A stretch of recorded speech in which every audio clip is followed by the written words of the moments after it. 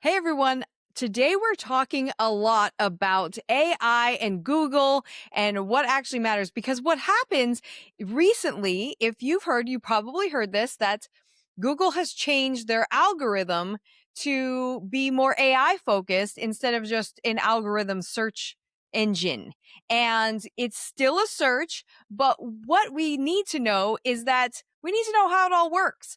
And I've seen a lot of panic happening in the homeschool world and the educating world, in the teacher parent space about this. And we just want to clarify it for you. Kenyon, my 17-year-old son, is here with me today, and he is an AI expert. And when I heard about this change happening, I saw this reel that was very panic based. This teacher was saying, "Oh my gosh, don't use Google. It's totally AI. Your kids are never going to get what they need to get. And when they're searching, and it was total panic based." And I know that that is not true because of what I know about AI. Now, everything I know about AI, a lot, mostly comes from Kenyon, because Kenyon has a huge passion for AI and what it's going to do to our world. He's currently writing a book on AI safety, and he researches it all the time. He knows the logistics of how it works, and also how it helps us and what it can do, what dangers there are. And so we're going to talk about that today. We're going to talk about why it matters for your kids, this change, how it helps them, things you need to look out for, and how they can actually use this appropriately and to help them be better researchers and also learn more AI literacy, because that's something we want to talk about a lot. So thanks for joining us today, Kenyon. I'm really excited about this. I'm excited too. Thank you for having me on to talk about my favorite topic. Yeah, this is really his favorite topic, you guys. It's really great. So I'm excited because we're going to talk first. I want to clarify some things before we do anything else. I want to clarify what this matters for you, why this matters for you, because having AI inserted into more and more and more of our not only homeschool world, but also in the education space, but also in our world in general, our kids really need to understand what AI is about and how we can use it appropriately, effectively, and safely. So when we hear that something's changing, oh my gosh, most of us heard that Google changed from regular search algorithm to an AI based thing. We don't know what to make of it because most of us don't understand AI, which the only reason why I know anything about AI is because of Kenyon. But we do also know that kids, when they're searching for things, when they're homeschooling, even more when they're homeschooling, when they're searching for things, they're doing it independently for the most part. And we want to make sure that we're filtering out and helping them learn how to use it appropriately. And it's not about being afraid of technology at all. It's about being intentional and using it as a tool. So I want to make sure that we understand that searching is a skill. It always has been. We've always had to learn that digital literacy of how to find things, even when it was an old school library card catalog. Probably none of y'all are old enough to remember that. I do a bit. They got rid of it, like, I think when I was more in probably middle school, probably middle school is when they started getting rid of that. But it was, I don't even know. It might have been in high school.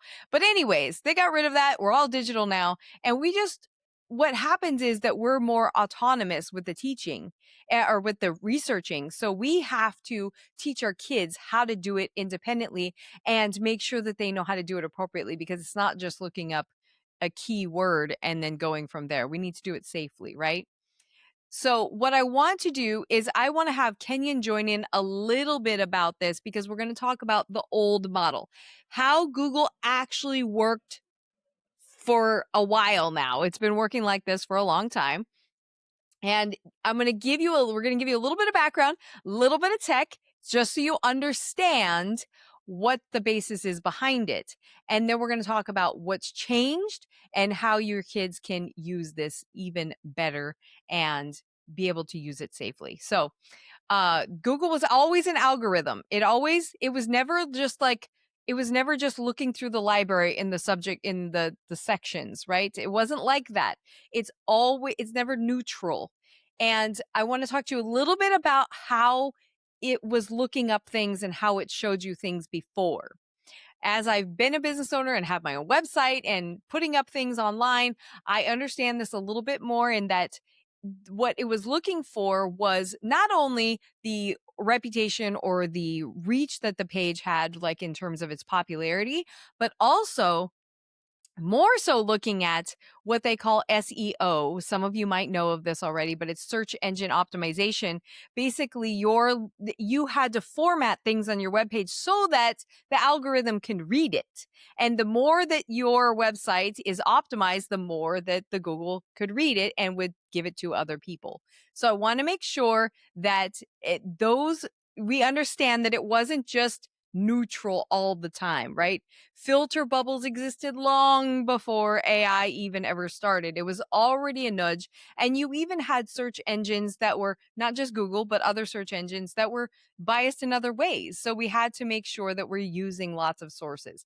It That was the idea behind it. So, Kenyon, can you please tell us what the algorithm actually did, like how it worked versus an AI now? Yes. Well, I'd like to say it's all for a long time. It's used some sort of AI algorithm, but the way that the content has presented has changed to be much more AI powered rather than just the AI dredging up website. Right. So the way it worked before the change more recently is that Google would actually have bots constantly searching the internet for new websites by following links from known websites and things like that.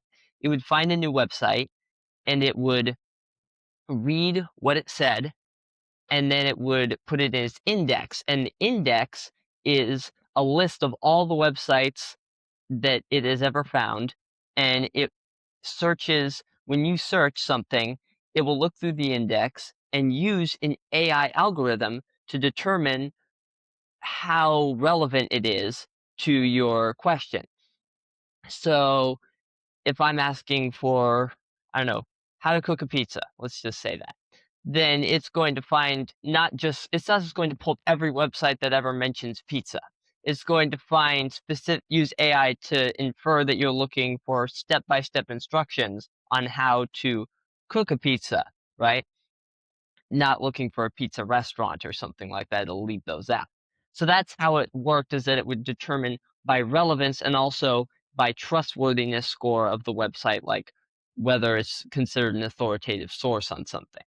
So Yeah, that which was kind SEO had a lot to do with, right? Yeah. yeah. So that Yeah. was kind of how it worked before.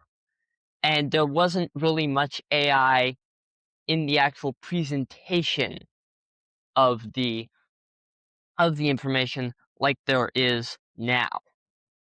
Yeah, I love Yeah. that. So let's talk little bit about some of the concerns that people have. So Yeah. let's talk about what it's actually done now. So in terms of an AI overview, if you search just Google, we're not using DuckDuckGo, we're not using other things like that, Mhm. but if you just use Google, what happens is that you see a summary at the top of the page, right, Kenyon? Yes, that is generated by Gemini. It is Google's proprietary AI chatbot, basically. And it uses search as well to find references for its sources, but it also goes upon its own internal knowledge and generates that summary. Now, I want to differentiate between the AI overview because that's in every search, but there's also a new feature called AI mode with search. And that actually turns it when you search with AI mode, it actually creates like a full on chat GPT like dialogue where you can go back and forth with the model. Instead of AI overview, you can't really ask follow up questions that much. Like maybe a little bit, but it's not the very conversational kind of dialogue. Yeah, this is a great change. You can actually choose, you have to choose the AI mode if you're going to Yes, choose that. if you're gonna choose it, you have to actually push the button. Yeah, but normally it does come up with just an AI synthesized summary. And it Yes. kind of already did that. It used to do that with like, it would just put like the Wikipedia or like some little blurb at the top. Now it's a Mhm. little bit more formulated. Yeah, because Wikipedia was just it took pulled the actual text over from Wikipedia that was written by humans. Now it's just an AI generated summary from multiple sources. Yeah, so the underlying sources of where it's pulling from haven't really changed dramatically. It's still pulling from top ranked sites. It's still pulling like that. And it's And still using the underlying algorithm to find those sites in the first place. So right. the old algorithm is still in place, it's just been changed in the way things are presented. And curated, yeah. So Yes. it's something that it's 99.5% of the overview is sources that come up in the top 10 results. So Mhm. that's something that's important for us to know, right? So if you have something that's deeper than that, it's not going to show necessarily in the summary. Yep. So it's important for us to know that it may not be answering the direct point. It also makes it very important for us to know what question to ask or how to prompt it, right? Yes. Formulating the correct prompt is very important. The specificity in prompting an AI is one of the most important things ever, and knowing what the right questions to ask. Boy, I've learned that. That's for sure. And so one of the things that we need to think about with this shift is that with this very comprehensive seeming AI summary at the top is that we as searchers, whether we're adults or kids, now get a confident, it sounds confident, answer to what we just asked before ever seeing any of the websites, any of the sources.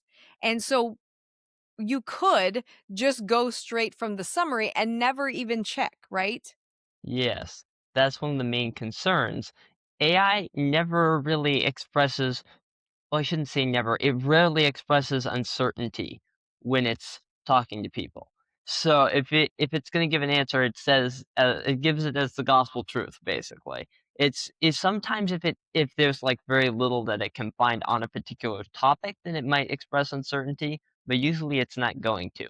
And so it's a known fact that AI will occasionally hallucinate. It's a lot better than it was. Like, it used to be, like, a really big problem, like, 10% of any AI answers were just absolutely made up fake. But now it's a little better, but it still happens from time to time where it will make up information in an attempt to fill a knowledge gap in one particular area because it has to produce something. So, or it can just pick up on the internet's own misinformation too. So, you just have to be sure to actually, you can't just take it at face value. That's really, that should be true for anything on the internet. Just don't take whatever the internet says at face value. Right. But definitely AI you want to check. It's even more important now than ever. It will cite sources, click through to them. Check that what it says in the summary is actually what the website says. Yeah, this is really important. So it can present false information. We need to tell our kids that. We need to know that Yes. as parents too, because it sounds super confident. One of the things when I was teaching high school English is that kids thought that if it was written in a book, if it was in a book, it was true. And Mhm. so if it was, I used to tell them there have been plenty of dumb people that have written books. Plenty of people with ideas that are not at all what we need to be thinking Mhm. in books and things that are totally wrong. So that's something that we need to make sure that we share with our kids. And that's just source literacy. That's curating sources and thinking critically, right, about them. So it's very important. And then also AI, the way that it does it now and things that we need to be concerned about is that it actually takes fewer resources in what it doesn't show if there's a long article like somebody wrote a mini book or something on the topic, it's not going to take its summary from that source because it wants quick, it knows you want quickness. So it's going to take shorter things, sort of shorter sources, which may not have a diversity of ideas. And it may also not have the complete idea. Yeah, definitely. I mean, think about it. When you Google search something, even some like a very specific topic, you'll still often get pages and pages worth of information on it. Where AI search, Absolutely. it can only take from so many sources. It's not going to read every single thing, so it just takes the top ones and leaves out the rest. And sometimes those are not deep things because it doesn't have time to look through the entire, like super long web page. It just takes the highlights. And why doesn't it focus on thinking? Because I'm thinking compute power, right, Kenyon? Yeah. Like, do you mean, like, why doesn't it think so Why much? doesn't it take a long time to come? Why doesn't it just search the whole entire internet? Well, it does that's kinda impractical. The thing is, yes, AI is faster than humans. Obviously, if you asked a human to search every search result, they'd be there for 8 hours. But AI is obviously a lot faster than that, but it still takes a while to look it still takes time to look through everything. And so if you it looked at everything, the AI overview by the time the AI overview was finished writing, you'd be on page 2 already. You'd be blowing past the overview. So it has to just grab something quick and then spit out something before you move on, basically. Yeah, part of it is our need for instant answers, and then part of it is also it It takes takes more more compute. compute power for the AI to do that. And if we Mhm. had like 100,000 people searching at the same time, it would, It overwhelmed our servers. yeah, exactly. Exactly. So this is something we need to think about, and we need to teach our kids that AI summary at the top, it's fine to read it, but let's question it. Let's dig a little deeper, right? So we're going to talk about Definitely. more about some skills to teach our kids in just a second, but I want to talk about what hasn't changed first, Kenyon. So let's just think about this. The underlying signals are the same, right? Yes, SEO, like making the website readable to Google and stuff like that. That stuff is still largely the same. The underlying search algorithm that the AI is pulling from, still the same. And of course, you still get web results if you look up Yes. with the regular search. It's just that the AI overview may be there, but you still get the same thing you would otherwise. Yeah, and you can keep searching. You keep adding to Yep. add more pages, and it will keep giving you more and more results, just like Google always did. You just have to Yes. click the add more button, right? So the add more sources. And that's something that our kids don't necessarily want to do when they're trying to get it done, which I never want you to have that option. But when that happens, when they're trying to do something fast, they're trying to get, just a quick thing. Okay, it's fine if you're saying like, what's the age what age do average squirrels live to? Okay, maybe we don't need to look deeper on that one, but in a lot of other things we definitely need to, right? Yes. And we need to have critical thinking. So what our kids actually need to do, let's talk about this now. What they need, the three topics that they need to know is: one, before you trust it, find the source. Kenyon, can you talk about that a little bit? Yeah, so when you see the AI overview, it will have links.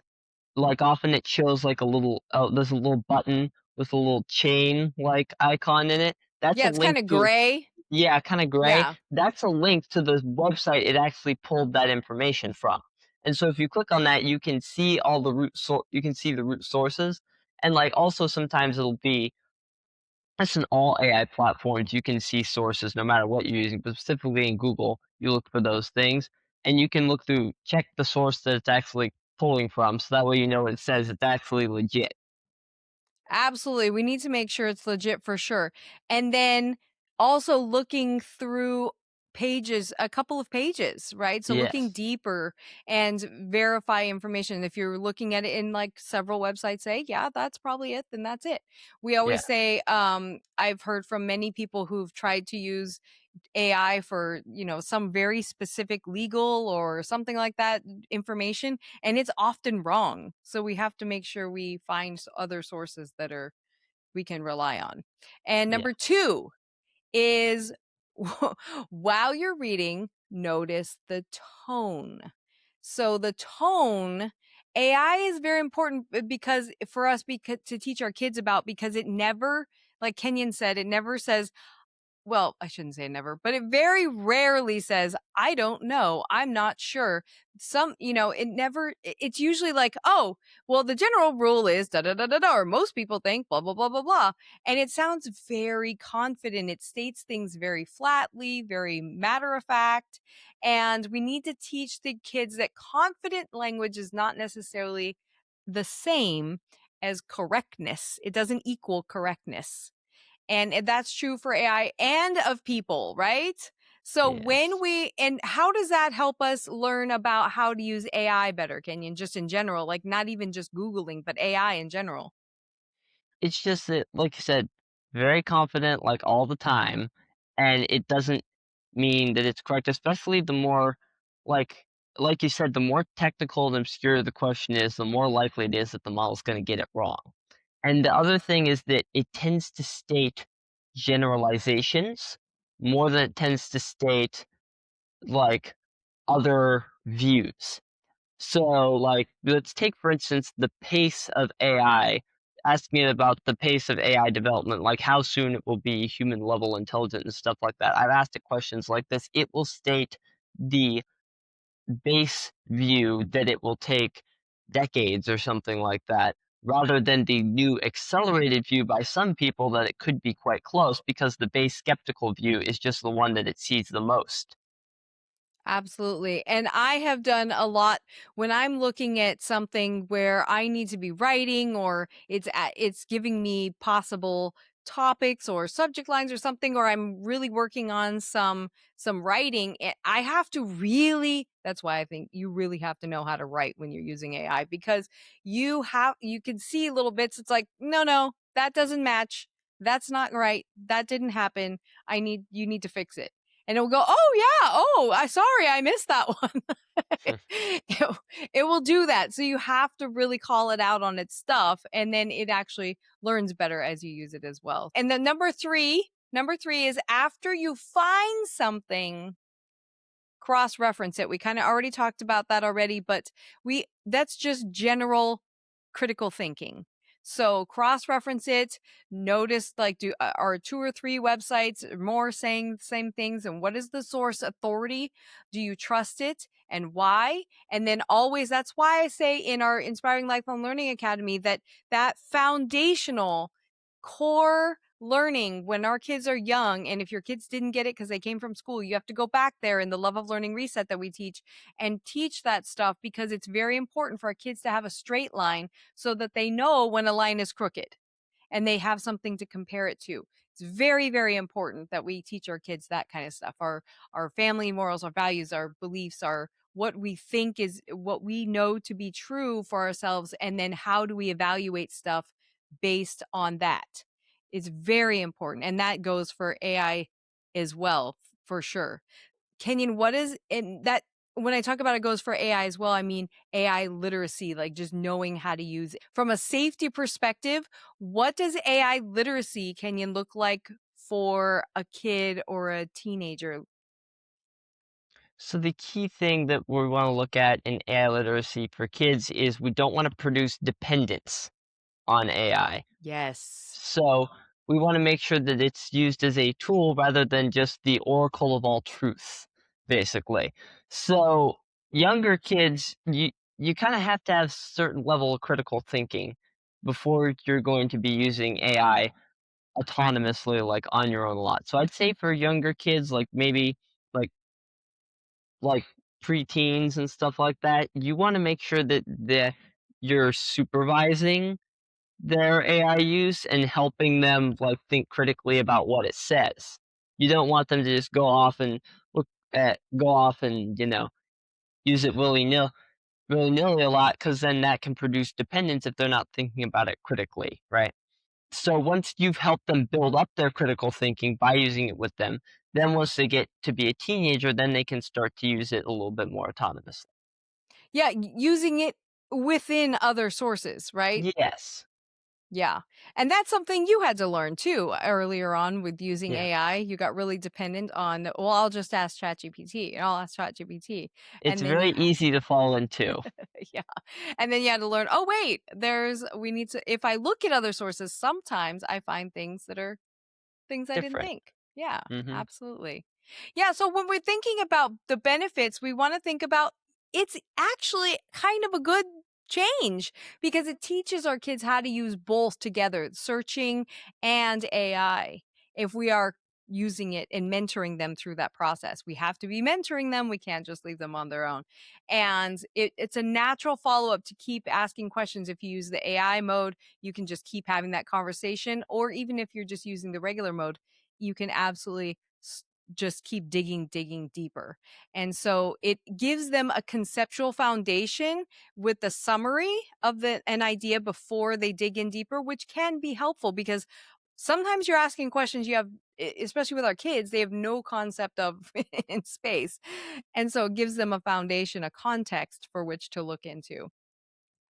And then with kids who struggle with reading dense text, like, oh, I have to look into all these different websites and it seems like such a big thing, that AI summary can be helpful to give them plain language and just give them a context for what are we actually talking about here. And then you can help them curate that. Something else I thought about was using it intentionally. It actually helps us synthesize information because it doesn't just say it answers your question, but then when we dig deeper, we can see other ideas coming from other sources. So like Kenyon's pizza model, it might have a restaurant in there that also teaches how to make pizza. Yeah, you never Which know. is a kind of a different skill, right? We wanna be able to synthesize those things. And it might have something about the pizza crust, in particular, different types of pizza crust or Mhm. different types of pepperoni or whatever the case. We can synthesize more ideas. And synthesizing when I was teaching in high school was actually something that the colleges were telling us that kids did not know how to do. Now, Mhm. for public school, that makes sense because everything is compartmentalized. And if you're teaching your homeschool in that way, where you have a curriculum for every subject and that dictates everything that you do, that might be a problem for your kids because they can't take the sources from all the different places and put them together. And unless we're really teaching that. But if you're teaching it in a way and your homeschool becomes learning's just what you do, and these are our tools that we use for learning, which is actually what I'm talking about tomorrow in our masterclass. And by the time you listen to this, our masterclass will have already happened, but it is happening. I'm doing some extra this summer because I want you to be able to get into the groove before you get into next school year. So if you're thinking about, I want to have this kind of culture where we're just learning all the time and we use these different tools and our kids can synthesize and they learn critical thinking, I want you to look at that page after tomorrow. It will show you exactly what the next class is, and you can sign up for the next class. It's totally free, but it will show you how to build that whole system. And the last thing I want to think about is the reframe. Is that the goal is not to make our kids afraid of AI? And I have hear homeschool parents all the time saying they don't want to use it because they don't know how to use it. So, Kenyon, what do you think is the best way to start if someone is afraid of using AI? Well, of course, just one of the easiest way to get into it is just you can use the AI mode in Google really if you just want to dip your toe in and kind of test it out. You don't want to commit to using another platform yet. Then you could dip into it using the AI mode on Google and just kind of poke around in there a little bit just to get introduce yourself to that. And then you can start to branch out into other platforms. ChatGPT is often where people start. It's easy to use. The models are decent. They're some of the best, although they're depends. It very much depends on who has the best model. That changes from time to time. But ChatGPT is a good place to start. They have lots of things like image generators and AI agents and cool things you can do there. They have lots of features. If but there's also other platforms you can explore and check out, like Claude is one. Like Claude is very good at coding and things like that, and it's also sounds like a little bit more professional than ChatGPT. It's better at like writing and things like that. So you can look at that. Or if you want your AI to look into more alternative viewpoints, then Grok can be a great place to go because it's a little bit more alternatively focused than other AIs. So really just there's other platforms like Gemini, again that's Google's one. Just you can just start testing them out, use them for queries and things like that, see which one you like better. You don't have to you don't have to Immediate if you feel uncomfortable, you don't have to immediately throw yourself into one single platform. You can test around, see what you like, and get used to it. Yeah, and they all have different tones, so just thinking Yeah. about that and then use them, just get your kids familiar with it. Now, Kenyon and I both did a series on AI and how you can help your kids learn about AI and using it effectively and safely. That podcast series is back, I think it's like episode 100, episode like 97, and then there's a little one before that. So be sure to go back. There's 3 episodes on it. Go back and listen to those or watch those because it's really, really important for you to understand the entire concept of how it works and then dipping your toe into it and how to help your kids learn how to use it safely. And we talk about when to use it independently, when not to use it, and what ages and things like that. So, and lots of different ideas and what different platforms you use for, all that's in there. But the goal today is to just talk about Google. What's the shift? What to be nervous about, what not to be nervous about. It's a largely the same. They just changed some things about the way that it's presented, and it's also looking at a little bit of a surface level. The summary is looking at a surface level, about 10 or so websites. So we want to make sure that we teach our kids to dig in a little deeper. So make sure we do those 3 things and then with our kids. And then if you're looking to make sure about what you want your kids to be able to do, the skills they want to be able to have, the preparing for the future, all of the, how do we set our homeschool up so that we're not using only one resource? They can't synthesize information, and we want learning to be more easier, be just what they do, be hungry students of everything, and be able to get a better education doing that. Then do come to the masterclass. I highly recommend it. It is a basic foundation. It's free.